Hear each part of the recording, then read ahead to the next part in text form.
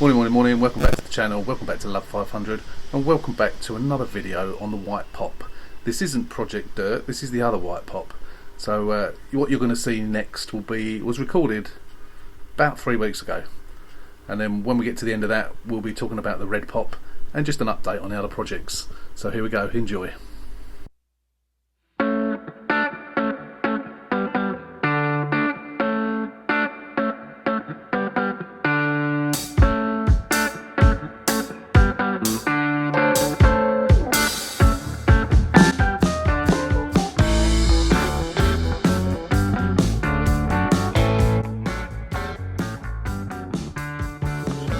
Morning, welcome back to the channel, welcome back to Love 500, and welcome back to the white pop. The bonnet's arrived at last. Well, not at last, I only bought it a few days ago. We now have a bonnet. I haven't unpacked it yet. It's in the biggest box known to man. It's about 7 foot long by about 18-20 inches wide by about 4 foot something high. It's massive. You'll get 15 bonnets in that box. So, all right, slight exaggeration, but you know what I mean. Anyway, so the pop. So we're going to get this bent up, cornered bonnet off. We're going to get the DRLs in. What else are we going to do? We are going to see if we can get it shut properly, get it aligned properly. I'm going to do most of this on time lapse because you've seen it all before, and then we'll come back once it's all done properly.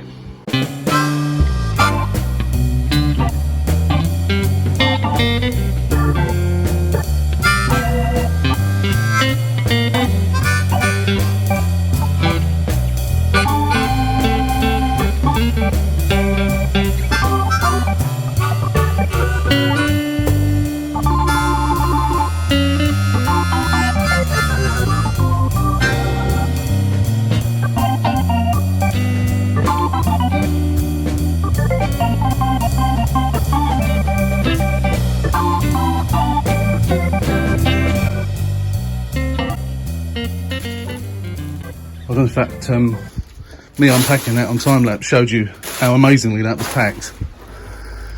It looks like washing machine box over there, over the back there.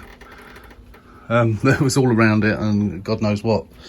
So it's the most extremely well packed bonnet or any panel I've ever got. However, you're not going to believe this. This corner, you can see it, is slightly bent. Can you believe it? So whether it was bent beforehand, there's no way that has been bent by the courier because that was so well put in the box. It's untrue. This side's fine, but that side is bent. You know what? It's gonna have to stay bent because I just can't be doing with this any longer. So it's just gonna have to stay like that, unfortunately. Not ideal, but hey ho. So what we're gonna do now is I'm gonna take the bumper off because I don't want to, as I've explained before, sometimes if it's going to cause a problem closing and you manage to get it closed, then you can't get it open. With the bumper off, it'll be a lot easier to get it open again, to activate the whatever you call it, the catch, with the bumper off. So I'm going to take the bumper off just in case. I've got to take it off to put the lights on anyway, to put the DRLs in, and I'll need to get those lights out just to put some final bolts in this side as well. Because they don't fit very well, and then we'll test shut the bonnet and see how it all lines up.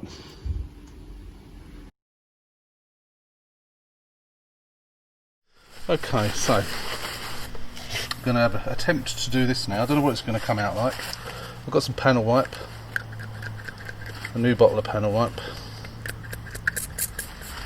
I've no idea how much I'm supposed to use of this. I've never used it before. I think what I'm going to do is I'm going to take that rubber off, because if we take that rubber off, I'll get a tool under there, then that gives us a little bit more to tuck down. I don't think it's worth taking the top rubber off, but we'll certainly, I think as long as I cut it the right size, I can tuck it underneath the rubber without taking the rubber off. But I think with that one, that just lifts off quite easily, so I'm going to do it with that one anyway. Right, I want to stress at the moment, I've never ever done this before. It's too short that way, typical. So I'm going to cut it that way. So I've never ever done this before, so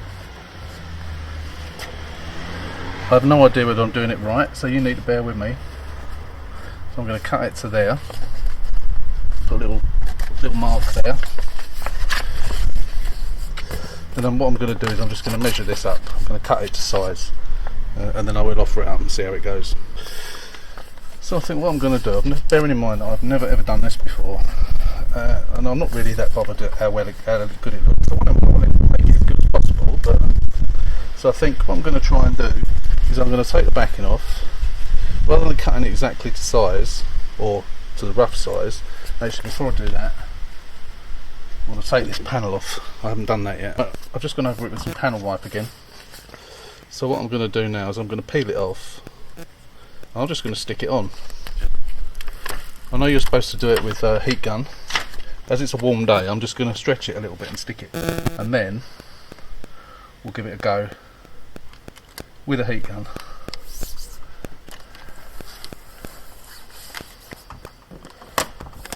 As the panel's already quite warm, I'm being a little bit forgiving with it, and it's actually going on okay.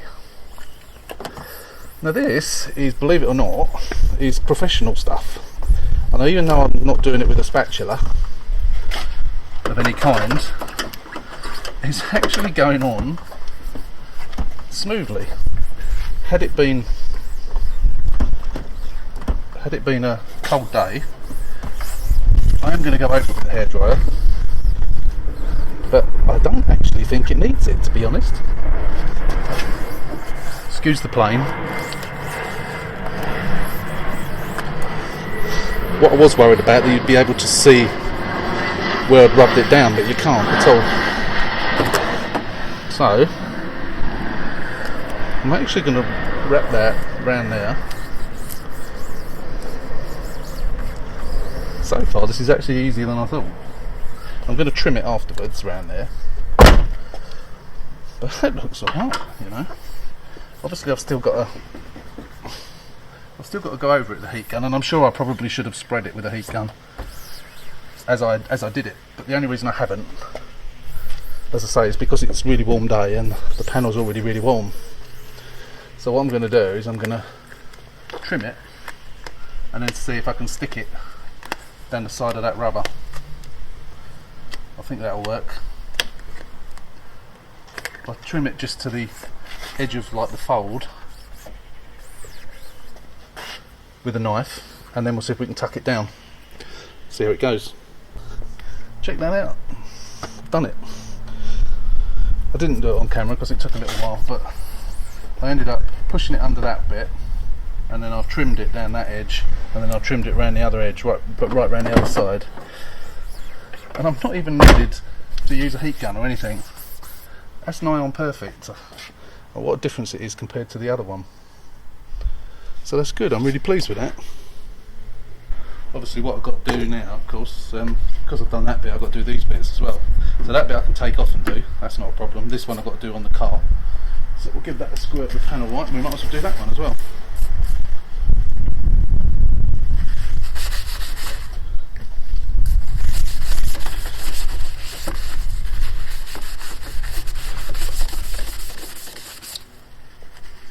You know, you can take these off, but if you pull this off, it will come off, which will be a lot easier to do it if you take them off the car. But they are a bit of a pain to get off, and more of a pain to get back on.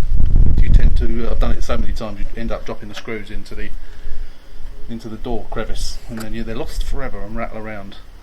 Right, so I'm going to measure up on this bit, and then I'm going to do this one as well.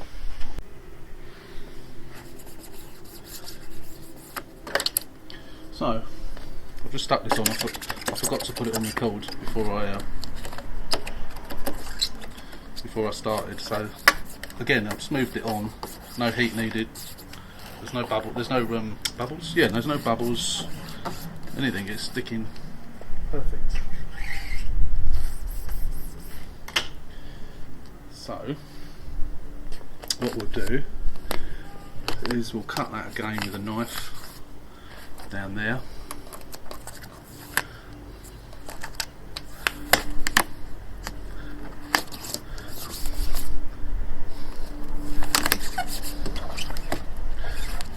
don't think there's actually any need to tuck it under.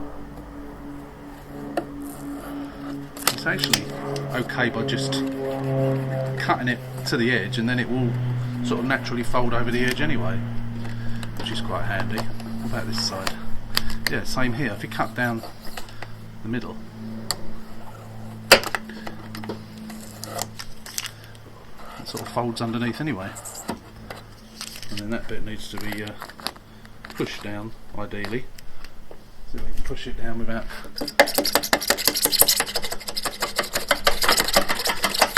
There we go. So that's going to be covered by the door rubber anyway, so don't need to worry too much about that. So that's a nice neat finish there, and then I think we'll do the same. So we could get it behind the rubber there, so if I cut that a little bit proud, and then we can tuck it. Obviously you've got to be careful not to cut the rubber the other side. I'll see if we can get it behind the rubber, because that will be a neater finish rather than doing it to the edge. Let's have a go. Don't forget, I've never done this before. I'm not suggesting by any way, shape or form that this is the correct way to do it. I'm sure you're all jumping up and down, people that have done this before, or people who do this for a living even. But you know, hey ho, I'm giving it a go, and it seems to be working. Whether it stays on or not, I don't know. That remains to be seen. It's awkward doing this, trying to get it behind. It's working, but it's just a bit fiddly.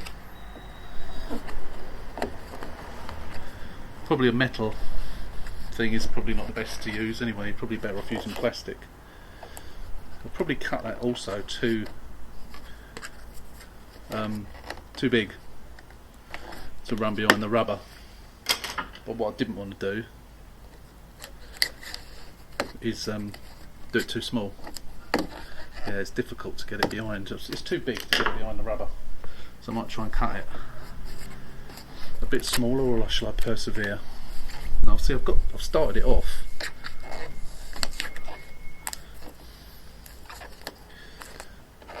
Now let's cut it to the edge.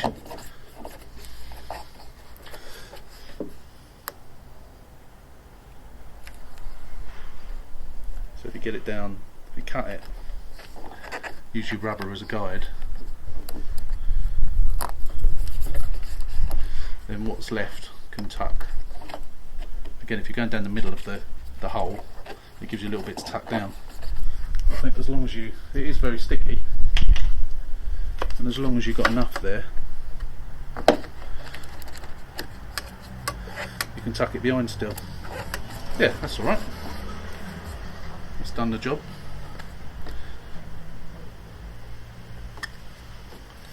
Tuck that down there. And now we can put this back on. Put the camera over.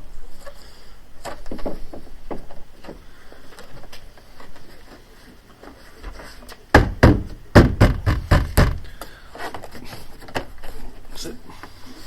Putting me. What do you call it?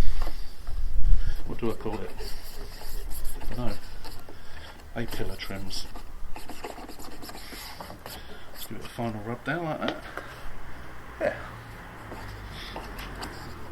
It's just gone a little bit skew with there, where I'd had that tucked under and I pushed it back, but this is my first attempt, so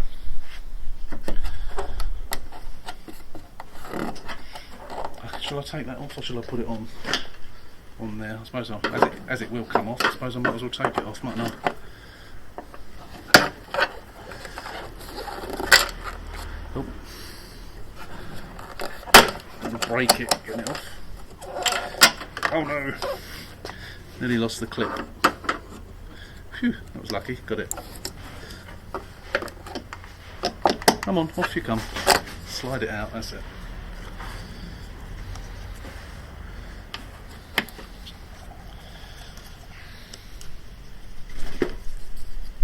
So yeah, I'm going to do this on the bench. Right, let's do this one. So that goes on. Which way does it go? Just need to check which way it goes. So I think what we'll do is we just cut around it.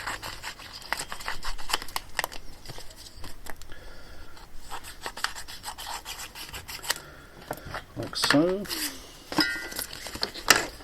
Panel wipe. Well, no, I've already done a panel wipe, haven't I?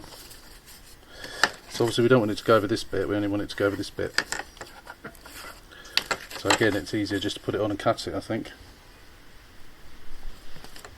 There's a bit of a ridge in it where it was folded, but the ridge seems to disappear. So we want to put it on like so.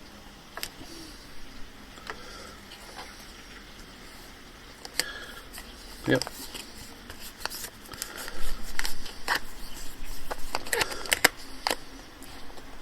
So right, where do I cut that? At the bottom. So again, you've got a distinct fold mark where you can cut it, which is good. There you go. So it is easier doing it when it's not on the car, that's for definite. On that side I'm going to cut it proud and then fold it over. Just a touch.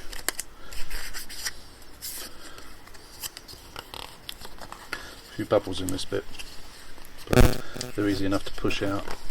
Of course this is professional stuff, it has channels in it I think, which helps you to get the air, expel the air out of it.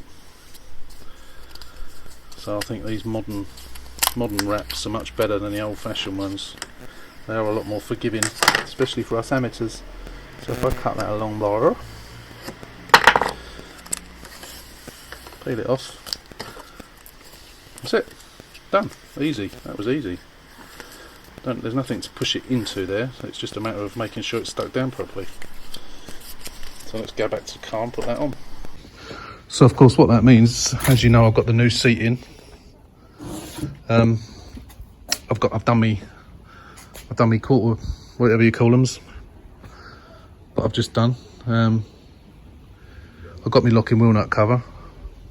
Actually, why hasn't that got a cover on it? Maybe I've got it in the boot and I've not put it back on yet, or either that or someone's stolen it, I can't remember. It's probably knocking around somewhere. So apart from getting this bonnet sorted out and a service and MOT, I've got to do a little bit of tarting up on bits of paintwork. There's still a few bits on the bonnet, on the bumper that I've got to tart up, and I've just got to polish that up, put a bit of paint on there. I think that was my fault, I marked that with something, can't remember what it was now. So I've got to knock that back and polish it, go over the car, get some fallout remover on it. Actually, I'm not even sure it needs a fallout clean, to be honest. Just needs a general tidying up. It's final clean, but I'll do that once it's all MOT'd. So yeah, it's pretty much done actually, this one. As you can see out there, the R bath is still sitting out there. I discovered something else in that yesterday, or a few days ago, that needs doing, but I'll come to that at some other point in the near future. It's another annoying thing that I hadn't seen before, and that's due for an MOT in August, so I need to get that done. Luckily what it needs is I've got, so it shouldn't be a problem. So yeah, I think the next time you'll see this is once I get it back from the body shop with the bonnet nicely aligned, or as best as they can get it. May not be perfect, but it'll be as best as they can get it. Then we'll get the bumper done up properly. I noticed on the other wing that I put on, the new wing that I put on, it's got a broken wing, what do you call it, the fastener, the bracket that joins the wing to the bumper. The tip of it is broken off, so although the bumper does seem to be sitting fine in it, but I think I probably will drill it out and put a new one on. If you're wondering what all the lorry noise is today, it's one vehicle after another. Oh my god, you mind my eye bath, mate. We got the main road, quarter mile away, it's got a broken burst water main, causing absolute havoc. So all the roads surrounding my road have become where everyone's driving. So I think I will get my R bath off the road and get it back down the drive before one of these lorries reverses into it. What absolute chaos. This is what normally happens when it's been snowing and there's a crash on the road just up the road and everyone comes down our road. It's been going on since about 11 o'clock this morning, and it's lifted the pavement up, lifted the road up, and it's a main road as well. So I think Thames Water are currently there trying to fix the leak.